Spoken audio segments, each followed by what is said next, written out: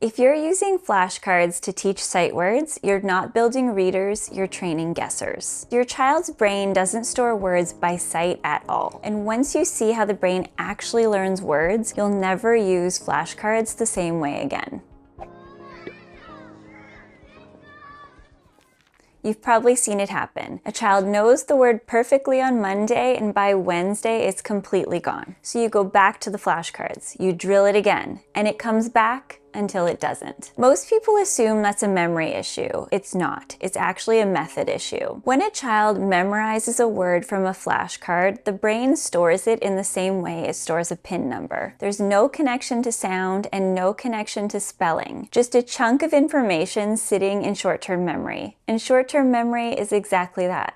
Short. So when they see the word in a book, they're not reading it. They're trying to recall a shape. And that's why they guess from the first letter or the length of the word. Memorization gives nothing else to work with. And it's not just that flashcards don't work. They're actively blocking the process the brain uses to store words permanently. The brain has its own system for storing words, and it has nothing to do with memorization. It happens when the sounds get connected to the letters, and those connections lock words into long-term memory permanently. That process is called orthographic mapping. So take the word map. A strong reader doesn't know that word because they saw it 50 times on a card. They know it because their brain linked to the letter M, A to the letter A, and P to the letter P. And once that mapping happens, the word requires no decoding, no conscious recall, it's just there. That's what we actually mean when we say a child knows a word by sight. It's not memorized, it's mapped.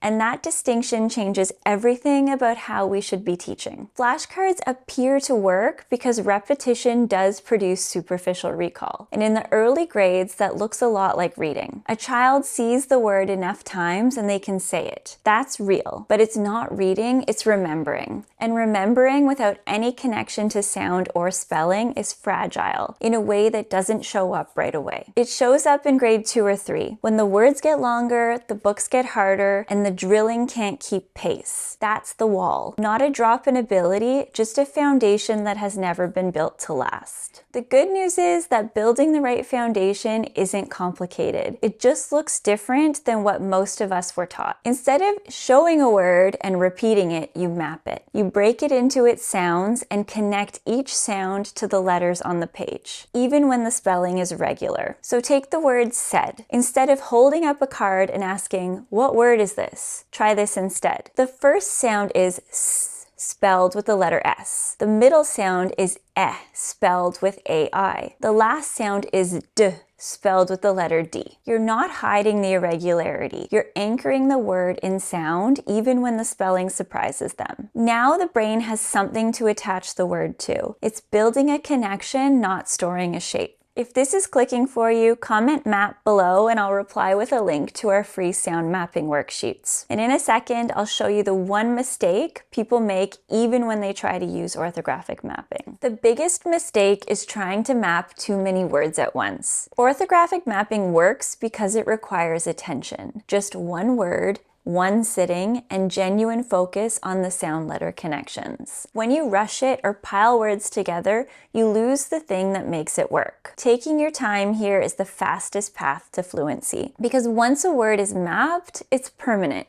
You never have to teach it again. Flashcards don't build readers, connections do. When we shift from asking kids to remember words to helping them map them, we're giving their brain a system it can use for every word they'll ever learn. That's the difference between a reader who gets stuck and one who keeps going. If you want to see exactly how this connects to phonemic awareness and the activities that make mapping actually stick, watch my video on orthographic mapping for struggling readers. I'll see you there.